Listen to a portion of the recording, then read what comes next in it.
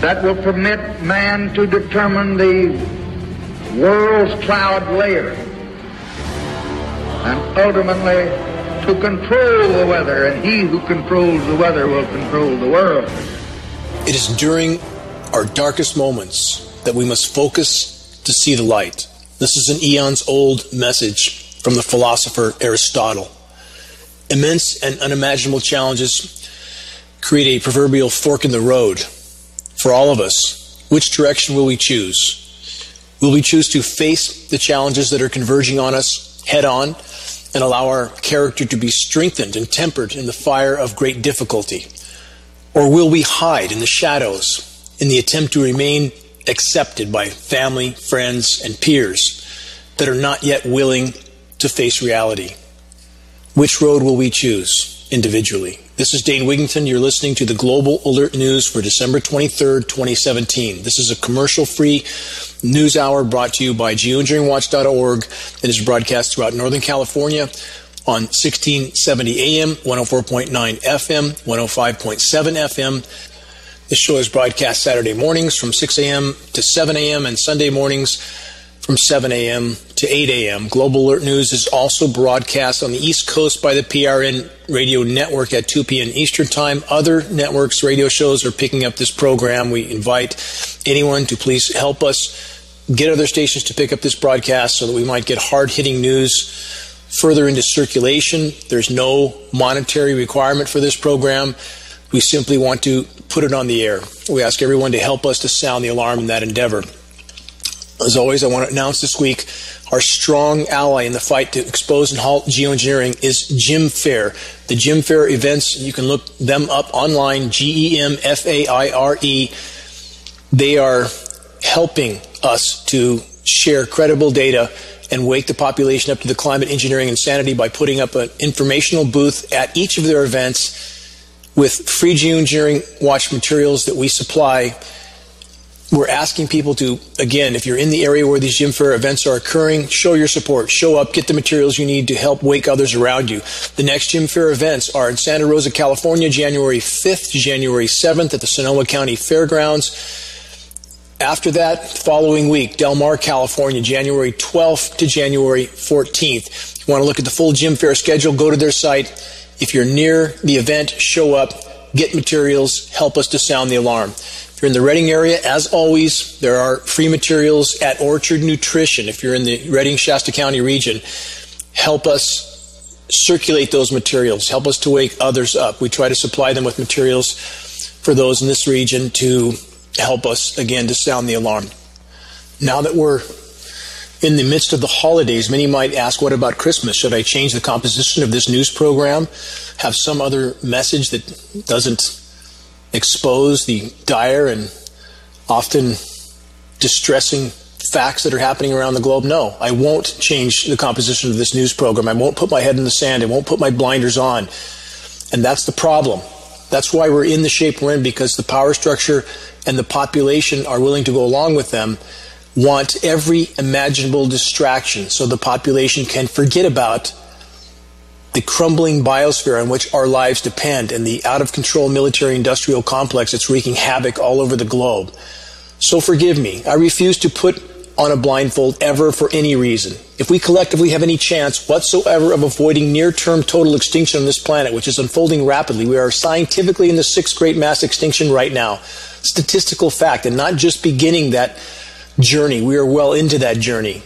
Species across the entire spectrum of the web of life are going extinct at the rate of 200 to 300 per day. 15,000 times the background rate, which would be considered, quote, the normal rate. That's 1.5 million of normal, nothing normal about that. So I refuse to ignore what's unfolding around us, because the future of my children, of all children, and of life on Earth depends on what we collectively do or what we don't do. We must face reality head on. That's the only way forward. Too much to cover today. I want to start with this. There's many different factors I'll weave together by the end of this program. Bear with me. Not only is the triple nuclear meltdown another sign of the industrialized, militarized insanity, not only is the triple nuclear meltdown volcano in Fukushima still ongoing, along with many other leaking nuclear plants around the world, there's this new headline from the Hong Kong Free Press. Tests reveal crack in key component of Chinese nuclear power plant 130 kilometers west of Hong Kong. This is just a sample of what Americans are not being told, and sadly, in all too many cases, what they don't want to know.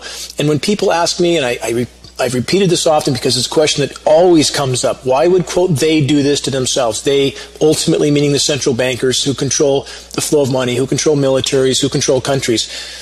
Nuclear power is a prime example, because here we have the triple meltdown in Fukushima and other plants leaking all over the globe. We're building new plants, not just the U.S., Chinese, everybody is. Countries all over the globe are still laying the groundwork for total extinction on our planet with no apparent regard for the consequences of what we're doing. Nuclear power is a hallmark of human industrialized civilization insanity.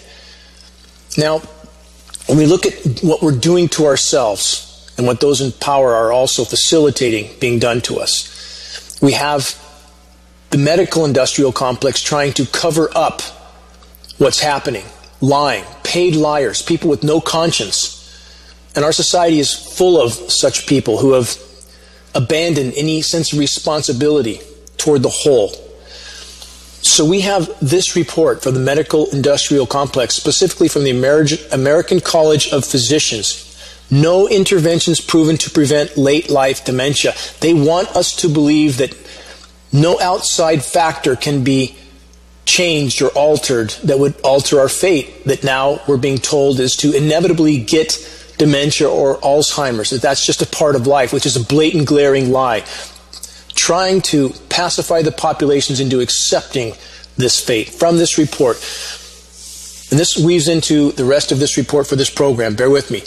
There's no proven intervention for preventing late life dementia. Researchers from the Minnesota Evidence-Based Practice Center reviewed published research to determine if physical activity, prescription medications, over-the-counter vitamins and supplements, or cognitive training interventions could help to prevent dementia in patients who did not have it at the time of the studies. The vast majority of research showed that none of the interventions worked. Findings from 4 systematic evidence reviews are published in the Annals of Internal Medicine, Medical Industrial Complex. No mention, of course, of the environmental factors that we can't hide from, starting with, largest factor in the case of aluminum, climate engineering operations, raining aluminum down through our air column. This is lab test proven fact.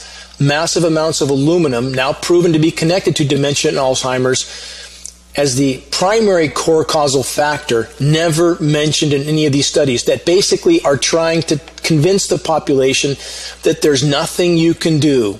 You will get these diseases and you should just accept it. The report continues. The prevalence of cognitive impairment and dementia is expected to increase dramatically as the population ages. Let's stop for a moment right there and remember that the life expectancy in the U.S. is going down, not up. The report continues. Optimal treatment to prevent and delay cognitive decline, mild cognitive impairment, or Alzheimer's type dementia is not known. They're trying to tell the population again, nothing you can do. This agency, the EPC researchers were funded by the Agency for Healthcare Research and Quality, the AHRQ. Now, let's get to this part of the report. The AHRQ is an administration that the Trump administration proposes to fund with some $378 million. Because this is part of the military-industrial complex's programming of the population to accept their fate. And these agencies are well funded. And it's not just about the Trump administration. Mr. Trump is just a puppet in the play, as were all previous administrations, all part of the power structure.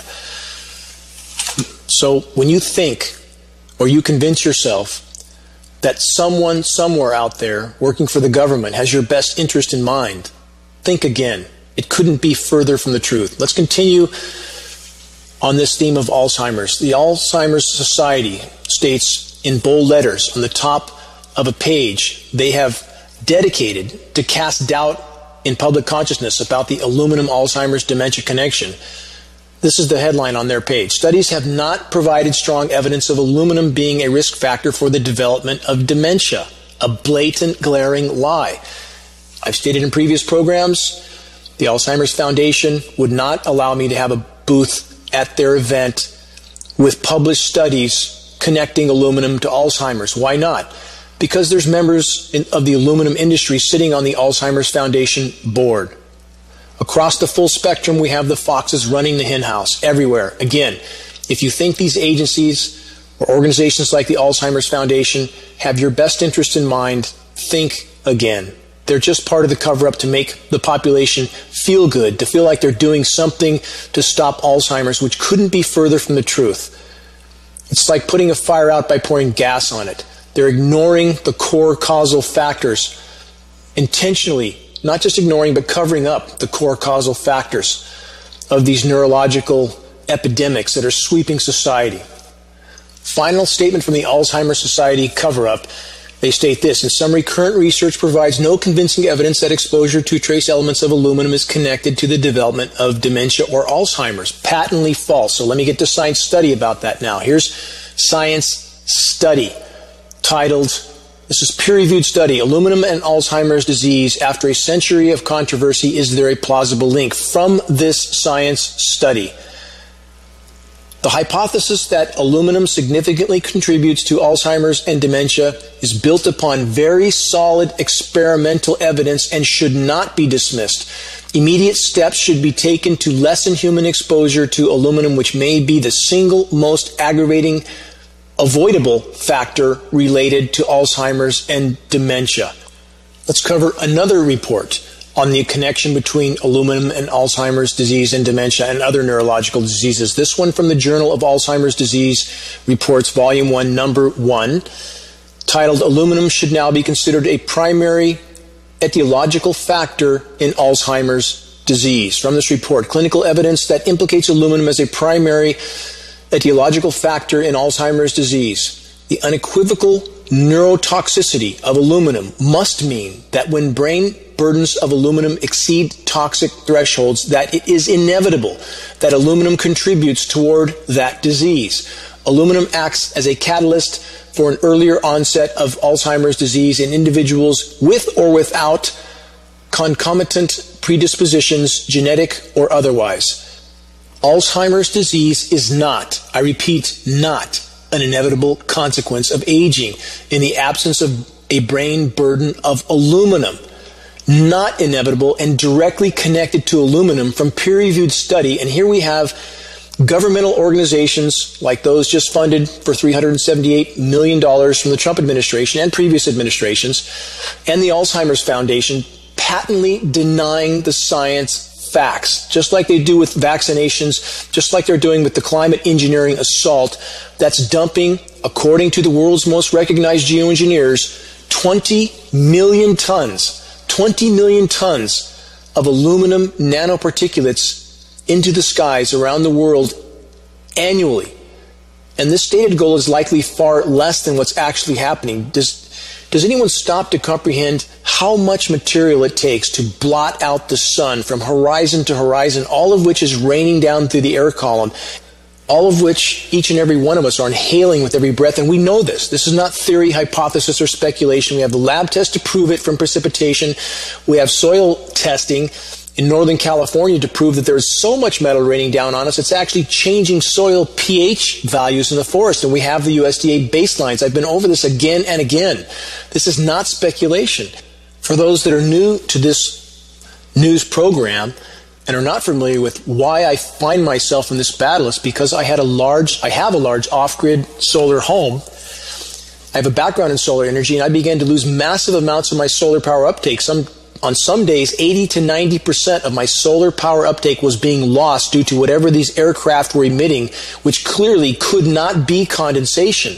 The condensation trail lie. That's why I find myself in this battle, because once I began to test and find massive amounts of aluminum in my precipitation, starting with a baseline test of 7 parts per billion of aluminum, I immediately spoke to a hydrogeologist who made clear to me I should have less than 1 part per billion, if anything, given my filtered forested location and the fact that there's no industry anywhere near, no roads, no transportation, nothing.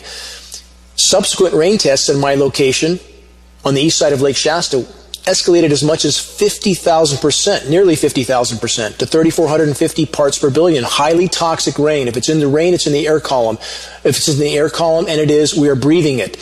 We've done so many tests. This is real. It's affecting every one of us, and we have governmental agencies and organizations like the Alzheimer's Foundation trying to convince us it's all normal, no connection, getting Alzheimer's, dementia, Lou Gehrig's disease, everything. There's so many diseases related to these neurotoxins. It's all just normal, all just a part of aging, which is absolute nonsense. Will we be frogs in boiling water? Will we stand up and make our voices heard and try to turn the tide? That's up to us. Let me continue with this program. I just did a test a month ago from the side of Mount Shasta on the snow. I filmed this test. I filmed the testing being conducted, taken to the state certified lab. I'll post that film as soon as I can. But here's what I found in that snow. Fluoride, measurable amounts of fluoride, nitrate, barium, chromium, nickel, and very high levels of aluminum. 688 parts per billion. About 688 times what should be in that snow from any distant industrial production somewhere, which doesn't really exist here, but according to the hydrogeologist, one might expect up to 1 ppb. For those who think or try to say it's normal for aluminum to be in our air, our precipitation, a blatant glaring lie from the kinds of paid-off agencies and organizations that I've just mentioned. An absolute lie.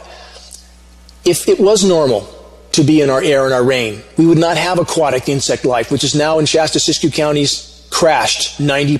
90%. So that's what I found in the Mount Shasta snow test I just took. And we've had previous tests. We had a test go as high as 61,000 parts per billion of aluminum on Mount Shasta. Astronomically high levels of aluminum. And it is killing everything. Kills tree roots. We have peer-reviewed study to prove that. Kills insects. And it's killing us. And we have these agencies, as I've just outlined, trying to cover it up. Now, I want to mention this. For the engineered winter weather events that are going to be conducted, continue to be conducted in the continental U.S. and elsewhere, there's one more feature with this snow that I want others in the field where it's snowing to take note of and to compare. The temperature of this snow was ridiculously cold because it's a chemically nucleated element. Patented processes of chemical ice nucleation for weather modification. So even though the city of Mount Shasta, when I was there, was in the 50s, and the air temperature outside where I took this snow test, and I have this on film, the thermometer on the surface and the one below the snow, was about 45 degrees. The snow just below the surface was 18 degrees.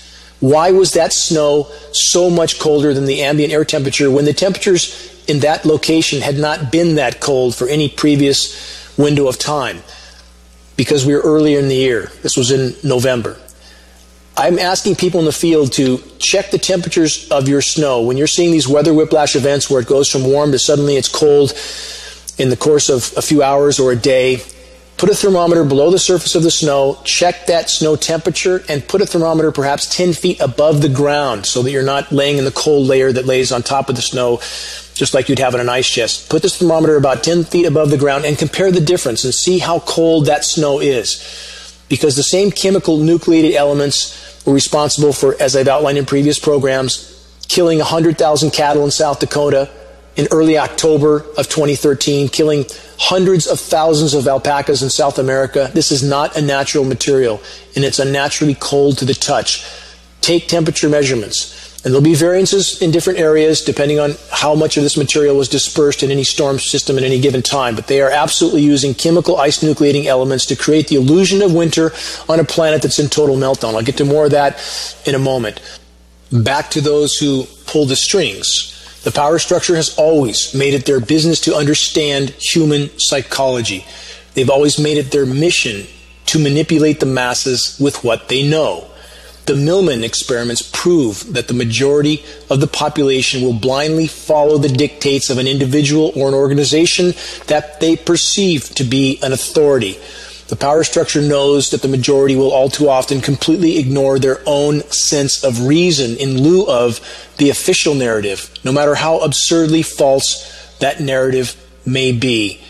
From the lies that were given by the medical industrial complex about vaccinations being safe, to the lies were given from official agencies, governmental agencies, funded to the tunes of hundreds of millions of dollars to tell us it's normal and natural to get Alzheimer's, dementia, and a host of other neurological diseases as we age, to the organizations who pretend to be trying to fight ailments like Alzheimer's and dementia while actually being run by members of the aluminum industry. Cover up, cover up, cover up. And the population believes it because that's a human propensity, to blindly follow people that the population perceives to be an authority.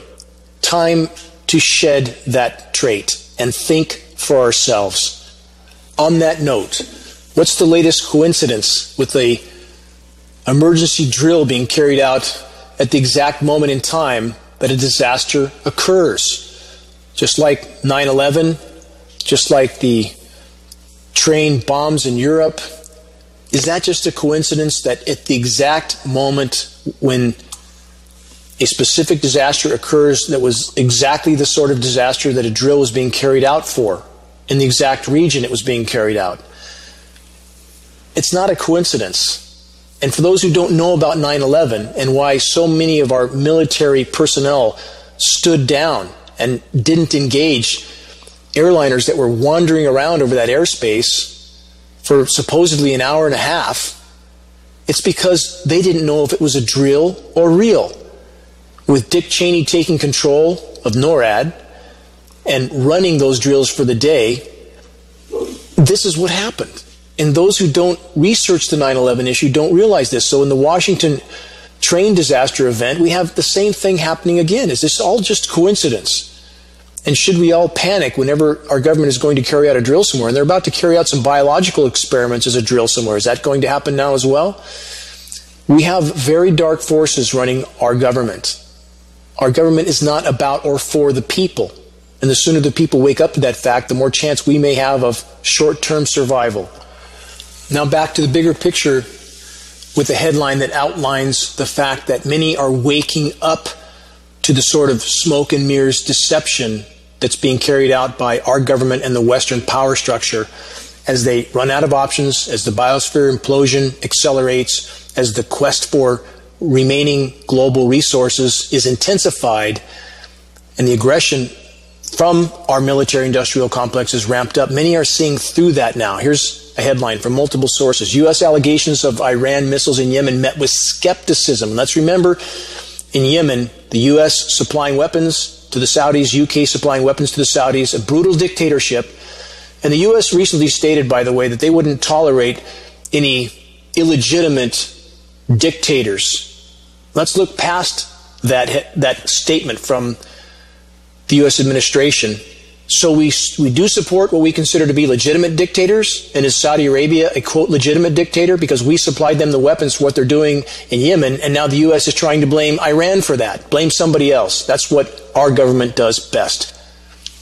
The brutal dictatorship of Saudi Arabia that beheads dissenters, as I covered in previous programs, actually beheaded some 40 dissenters at the beginning, political dissenters at the beginning of this year, and hung their headless bodies from cranes. And we not only support that administration or that country, those dictators, but we supply them hundreds of billions of dollars of weapons that they are creating genocide in Yemen. And now our administration, the U.S. administration, tries to blame that on Iran.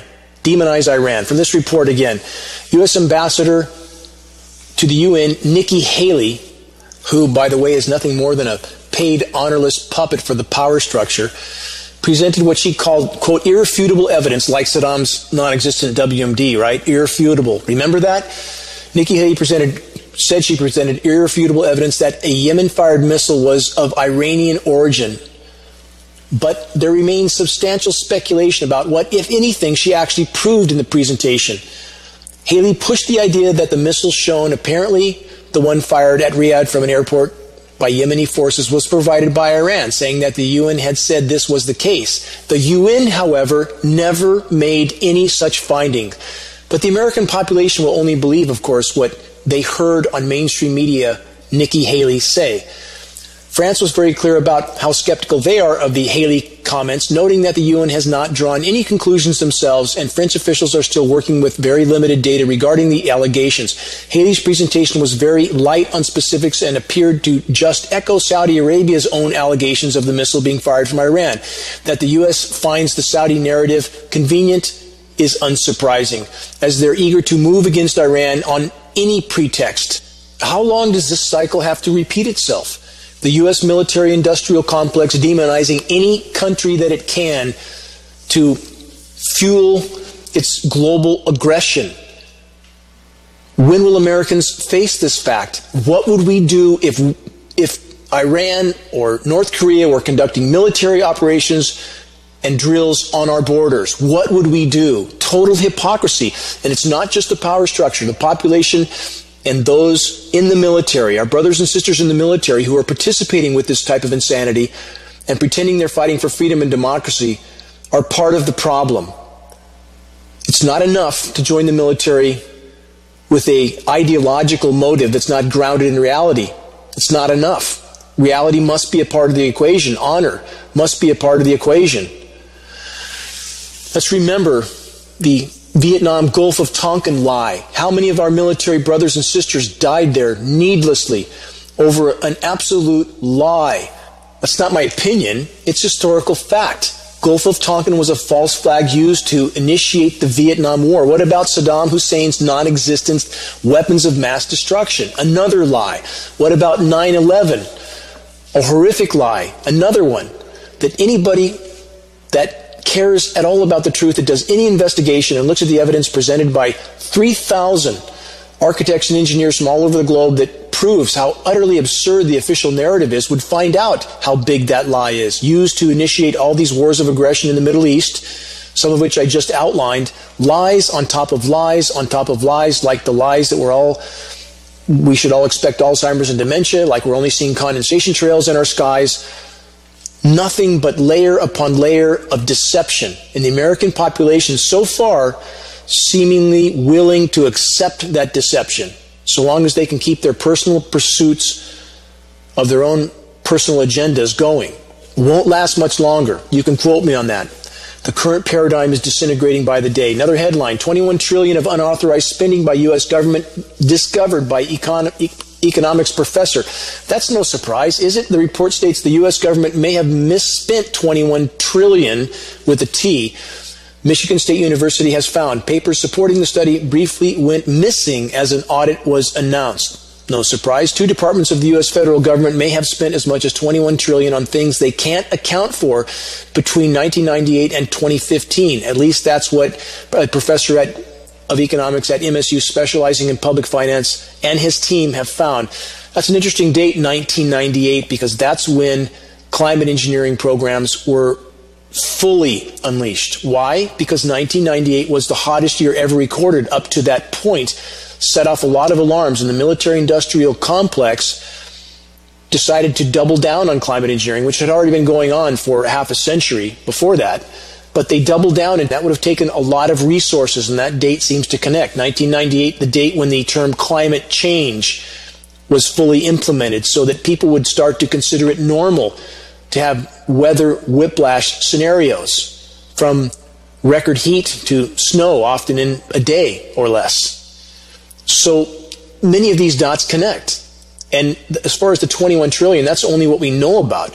When we have the central bankers, back to those I outlined at the beginning of these programs, that can print whatever amount they want for whatever they want, they can fund anything they want so long as the dollar remains the global reserve currency, which is changing by the day. Why? Because countries around the globe have had enough of the unbridled aggression of the U.S. empire, a military-industrial complex that is completely out of control. On that note, I want to cover a report from Dr. Paul Craig Roberts, former President Reagan cabinet official. This report is right to the point. Consider it. And this doesn't absolve the previous administration criminals of the Clintons, the Bushes, the Obamas, or many others. It's simply focusing on who is sitting in the White House now, and the fact that they, like so many other administrations, are still nothing more than puppets for the military-industrial complex. From this report, What do we make of Trump's national security speech? First of all, it is the military security complex's speech, and it's inconsistent with Trump's intention of normalizing relations with Russia. The military security complex, using Trump's position as president, has defined Russia and China as, quote, revisionist powers, Washington's rivals who seek to put their own national interests ahead of Washington's unilateralism. Russia and China are, quote, revisionist powers because their assertion of their national interests limits Washington's hegemony. In other words, Washington does not accept the validity of other countries' interests if those interests are contrary to Washington's interests. So how does Trump expect to work with Russia and China when he reads a speech that Russia and China seek to, quote, shape a world antithetical to our interests and values? Our values, quote, means, of course, Washington's dominance. Trump begins by honoring the military police, Homeland Security, and the chairman of the Joint Chiefs of Staff. In other words, quote, America first means domination by Washington over the citizenry, our own citizenry, as well as over foreign countries. Trump then cloaks himself in the American people who, quote, voted to make America great again. Then Trump's speech picks up the Israeli lobby's line about a bad deal with Iran and asserts that previous administrations tolerated ISIS, when in fact they created it and set it upon Libya and Syria. The report continues. Then he attacks, i.e. Trump, playing the part the military-industrial complex wants him to play. Then he attacks environmental protection and complains of illegal aliens while ignoring the refugees that Washington's wars of aggression have imposed on Europe and elsewhere. In an era of neoconservative celebration of U.S. world hegemony, Trump accuses his predecessors of, quote, losing confidence in America. This is extraordinary. When a country's entire foreign policy is based on the assumption that it is, quote, the exceptional and indispensable country, how is this a loss of confidence? It is a massive arrogance and hubris. The problem is not a loss of confidence by the rulers, but an overbearing hubris. Then Trump claims that through him, Americans again rule their nation. He says that now Washington is serving the citizens. Looking at the tax bill, he must mean that citizens consist of the 1%. He next associates making America first with more money for the military. Then he blames Iran for terrorism, something that Iran lives in fear of, but he does not mention to the U.S. public. Saudi Arabia's support for terrorism, went over that in the previous headline, didn't I? Now it's covered in this report as well. Saudi Arabia's support for terrorism, or that of the U.S. military, quote, security industrial complexes support of terrorism, which encourages terrorism as a weapon against Iran and Russia, as an excuse for massive budget and power. An excuse back to 9/11, which I just mentioned again. The license that fully unleashed the U.S. military industrial complex. False flag, absolutely not what the government has told us that event was. Verifiable demolition of those buildings stated on the record by 3,000 of the world's top architects, engineers, and even demolitions experts, stating that's exactly what happened on 9/11, demolitions. If you don't research that issue and you call yourself patriotic, look in the mirror and you'll see a hypocrite, an absolute hypocrite. If you're not willing to face, investigate, and help disclose that issue, you're not a patriot, you're a hypocrite. Continuing with the report from Dr. Paul Craig Roberts, former Reagan cabinet official, Trump then claims credit for the Russian-Syrian defeat of ISIS. It's been proven that ISIS has been and is supported financially by Washington. Trump's claim is even more ridiculous than the previous claims of the Obama regime that the U.S. defeated National Socialist Germany in World War II, rewriting history. Russia, which did defeat Germany, was not invited to the anniversary celebration. The report continues. Trump next demands that the countries we defend pay for that defense. Who are these countries and who do we defend them from? He can only mean Europe, Canada, Australia, Israel, and Japan. Is Washington defending them from Russia, China, North Korea, and Iran, or from the terrorists that Washington itself creates? Arms and supplies to overthrow countries like Libya, Syria, and whatever other countries Washington is successful at seeding terrorists into. Apparently, some of these CIA-created terrorist organizations break loose from their creator and conduct operations on their own. What a surprise. So Washington is a government that creates its own enemies. Again, no surprise, business as usual has always been the case, which historical evidence proves beyond any shadow of a doubt. The report continues. Trump next brags on the sanctions he has imposed on that, quote, North Korean regime. He doesn't mention, and I would bet he does not know, that Washington has withheld a peace treaty against North Korea since the 1950s, in which we, by the way, slaughtered 20% of their population. Something Americans don't seem to know or care about. Report continues. Washington has kept the war status open for 64 years, having seen the fate of Libya, Iraq, Afghanistan, Syria, Somalia, etc. Is it any wonder that North Korea wants nuclear weapons? Is it any wonder at all?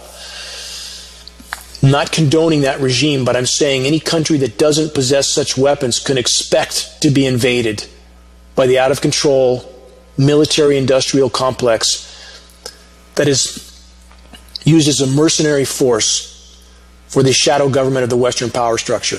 The report continues. Trump standing there threatening the world, and let's remember Trump is just a puppet for the power structure, as were the previous administrations. He is simply the puppet through which they speak. Trump stands there threatening the world, says that Washington will take all necessary steps to prevent North Korea from threatening the world. Trump then delivers the establishment's propaganda that unemployment is at an all-time low and the stock market is at an all-time high. So, what is Trump rescuing Middle America from if unemployment is at an all-time low? What happened to Trump's case against jobs offshoring? There's nothing but feel-good talk. Trump is repeating the lies because the lies make him look good. What Trump should be doing is pointing out the meaninglessness of the unemployment rate because it doesn't count the unemployed. Only those few who looked for a job in the last 4 weeks are counted. He should be pointing out that the stock market is not a sign of a growing economy, but a sign of massive money creation by the central banks, as I outlined earlier in this program, of the US, the EU, and the UK, and Japan. The massive printing of money has flooded into paper assets, driving up their price further and enriching the 1%. Also keeping the population pacified, by the way, until the last possible moment. Because much of the population believes that if the stock market is doing well, everything must be fine, and that could not be further from the truth. And all this military aggression, all the maneuvering that's taking place, preparing for global conflict, is the desperate military-industrial complex preparing to play their last card as the biosphere implodes and they feel they have no other option. Finishing this report from Dr. Roberts, Trump says that one leg of the strategy is to, quote, preserve peace through strength. What peace is he talking about? In the past 2 decades, Washington has destroyed, in whole or part, 8 countries. And by the way, those countries named or given to General Wesley Clark 1 week after 9/11. He was told the agenda, the grand chessboard that was laid out, for which 9/11 was a license to take down these countries. I've been over that over and over. So, Washington has destroyed, in whole or part, 8 countries and overthrown democratic governments in many others. Is Trump equating, quote, peace with Washington's wars? No. No other country has initiated wars and invasions and bombings and aggressive military actions on other countries' borders like the U.S. has. Trump says that America is, quote, threatened by enemies and he will protect us. The U.S. military must be enlarged. He said he was overturning the, quote, defense sequester, something that clearly does not exist. My conclusion is that Trump has surrendered to the real rulers of America, the powerful interest groups such as the military, security, industrial complex, the Israeli lobby, and the environmental polluters, Wall Street and the banks, which are too big to fail. Final statement from this report. America is a country in which an oligarchy rules. The American people, regardless of who they elect or believe they elected, have no voice, no input, and no representation. My thanks to Dr. Roberts for that report. Let's summarize. The military-industrial complex is nothing more than a cancerous and completely out-of-control juggernaut of unbridled aggression and destruction. And those who control the military-industrial complex are also those who control the central bankers. As biosphere collapse, and this is the bottom line, as biosphere collapse accelerates exponentially, creating conflict will increasingly become the military-industrial complex's option of choice as they desperately attempt to retain control over the awakening masses. Will the increasingly extreme geoengineering atmospheric spraying operations at some point become a bioweapon, even more so than they are now, a final option for the power structure? And as I already stated, even now, the ongoing climate engineering operations must be considered a form of biological warfare. Why? Because the elements the climate engineers are spraying into our skies, tens of millions of tons annually, according to their own reports, are highly toxic. Elements like aluminum, barium, strontium. And what would stop the power structure from including a lethal pathogen in the mix used by the climate engineering operations? If they become desperate enough, and if they feel the need to accelerate the debilitation of populations that are an increasing liability to them. Here's the answer. Nothing would stop those in power from waging an all-out biological war against populations all over the globe, including our own. And for those in the military, I would ask you this. Do you still believe you're fighting for freedom and democracy around the world? Do you? If your answer is yes, please wake up. Open your eyes, honestly investigate the facts, and remember you took an oath to serve the American people, not the completely out of control shadow government that's actively engaged in poisoning the American population from countless directions, from toxic climate engineering, weather warfare operations, to toxic vaccinations, toxic foods. And of course, there's the U.S. military's push toward, again, global conflict, which would immediately be the end of the road for all of us. And for all those who are still buying into the power structure propaganda, being pushed by power structure-controlled mainstream media, the manufactured lie that numerous countries are out to get us, so we must get them first. Please force yourself to face undisputed historical facts so that you might better understand the present. Again, a few examples are the Gulf of Tonkin false flag event that was used as the excuse to launch the unbridled U.S. aggression in Vietnam. There was Saddam Hussein's non-existent weapons of mass destruction, as I already covered. The excuse to launch the Gulf War carnage in the Middle East. There's the blatant government lies of 9/11, which I already covered. The false flag that was used to galvanize U.S. populations toward the objective, U.S. military-industrial complex's objective of completely unleashing massive out-of-control U.S. military aggression and a final push toward maintaining itself by securing the resources it needs from looting, pillaging, and plundering the countries that had those resources. The walls are closing in on all of us, and there's no place to hide. And again, if our military brothers and sisters, if you are willing to be a blind order follower for the empire, if you're willing to support all that I've just described without any consideration of morality, because you've convinced yourself you're being patriotic, you're sadly mistaken. Please wake up. In fact, please look up and consider the devastating and deadly climate engineering weather warfare operations that are inflicting immense harm on the very population those in the military are sworn to defend. Weather warfare operations that are being centrally coordinated over this country and much of the world by the U.S. military, and other countries are involved as well. And this is something that's important to remember. On this particular issue, climate engineering, all countries around the globe, with very few exceptions, like Iran, is an exception. Other countries are either actively or passively participating in these programs. And the 750-page U.S. Senate document posted at geoengineeringwatch.org proves this fact for those who would deny it.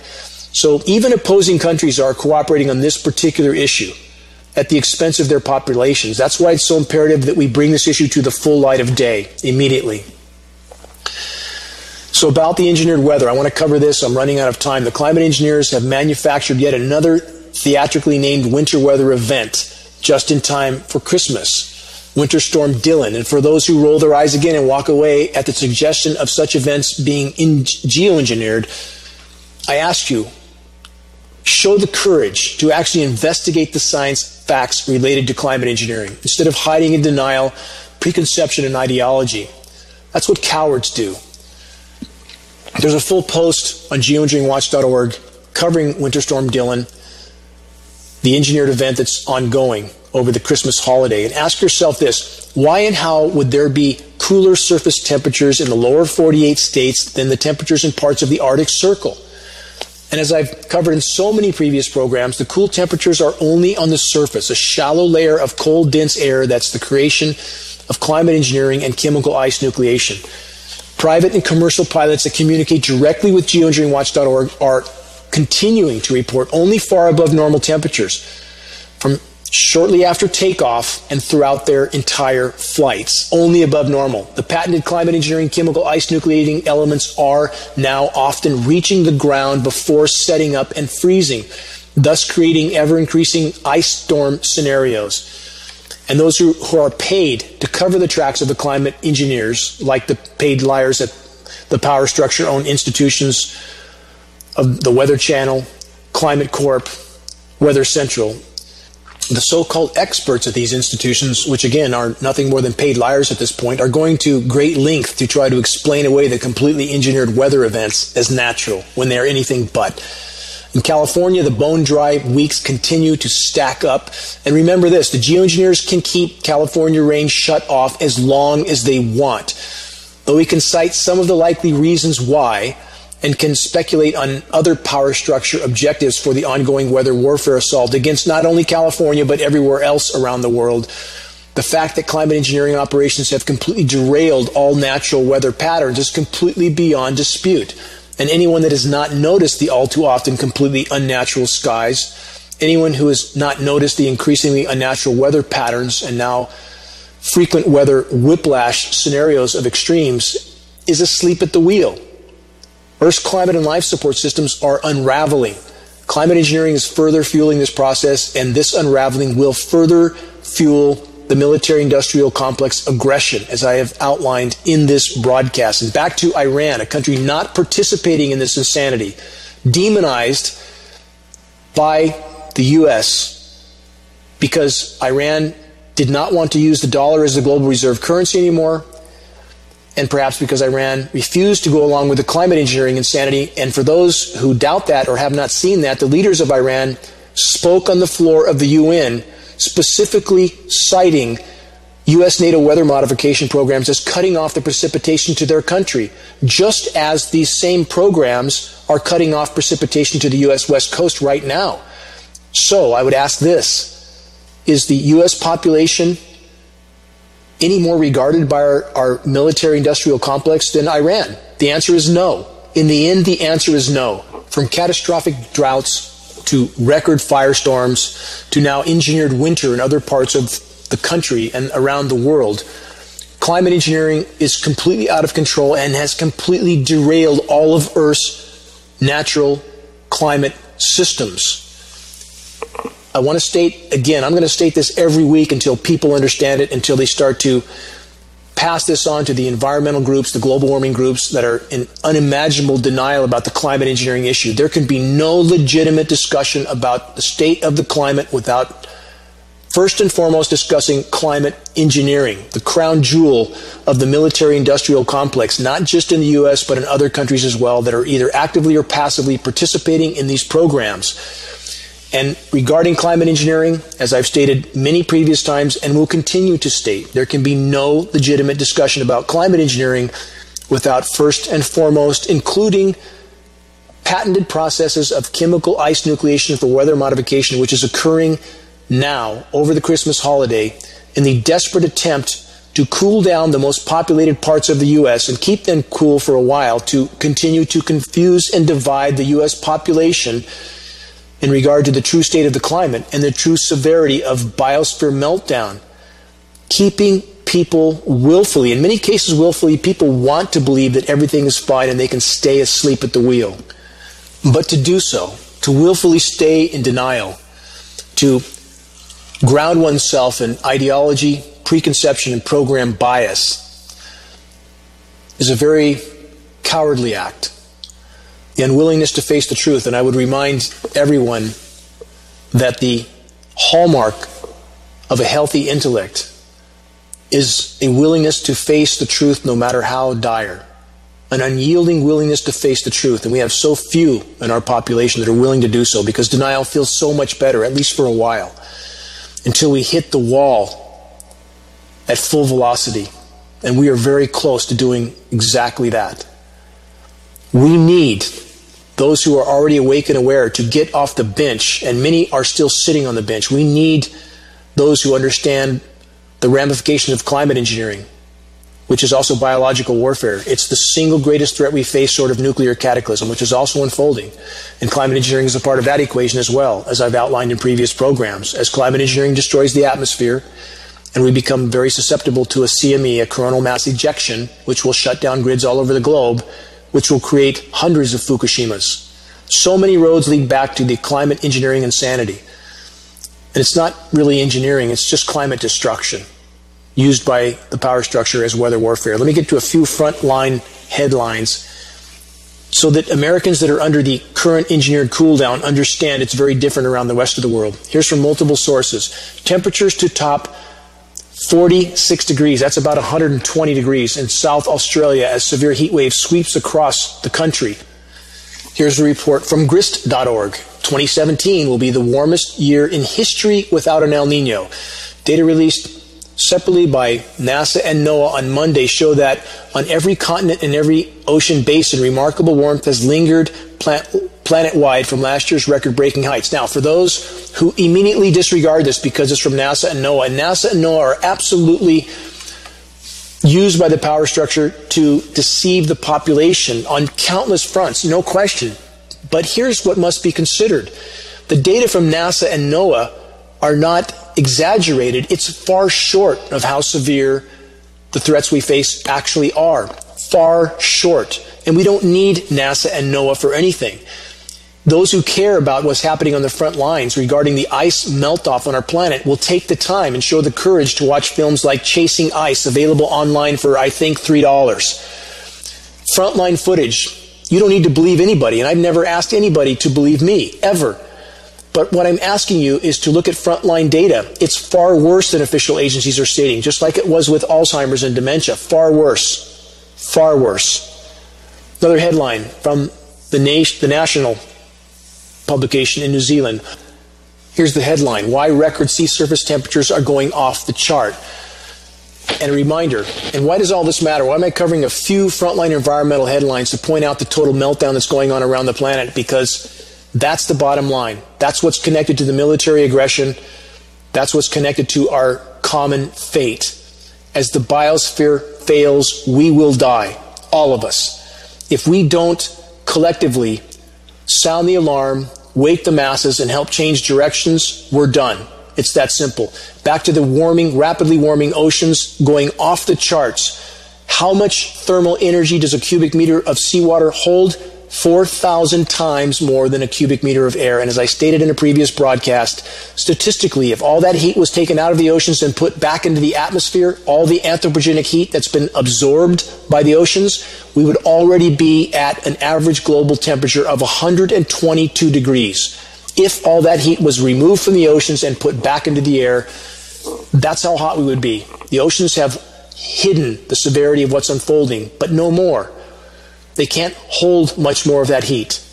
Another headline from multiple sources. Scientists just presented a sweeping new estimate of how much humans have transformed the planet. Now, new research provides a surprisingly large estimate of just how consequential our treatment of land, surfaces, and vegetation has been for the planet and its atmosphere. Headlines will continue to pour in from the front lines because reality can no longer be hidden. In next week's broadcast, I'll outline a very sobering interview from a geoengineering insider that connects many dots. Stay tuned for that one. I want to end with this thought from Joseph Campbell because I'm out of time. Joseph Campbell stated this: we must let go of the life we have planned so that we can accept the life that is waiting for us. What does that mean? It means we must face reality head on. We must embrace reality. We must remember that we're a part of a whole and we have a responsibility to that whole to do our part for the greater good. Activists that are willing to make their voice heard. Activist instructions and awareness-raising materials are available on the homepage of GeoEngineeringWatch.org. Make your voice heard while it can still make a difference. Until next week, this is Dane Wigington with GeoEngineeringWatch.org.